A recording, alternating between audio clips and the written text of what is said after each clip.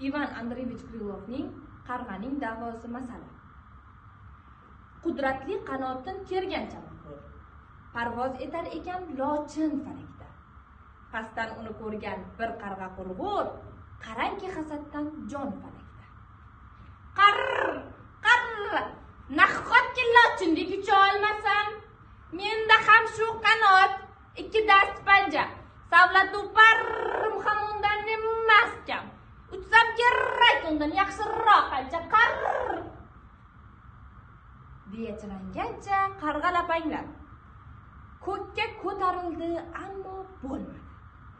Horib, charchab, baland daraxtga qo'nib, qo'rpayib chiqqancha jig'ib yuradi. Xapsanimi?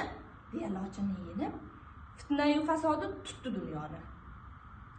Qarr, bilaman lochinning o'zi aybdor.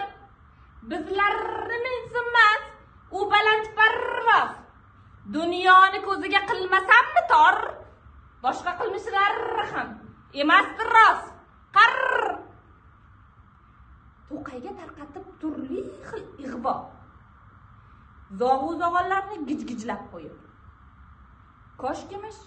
Koshkimish hatto olsaymish ikki ko'zini o'yib. Qahqahlab ming shovqin solsin kunu tun. Qarg'a qola berar qarg'aligicha. Chunki lochin kabi baland parvoz etish uchun lochinning yuragi kerakdir picha.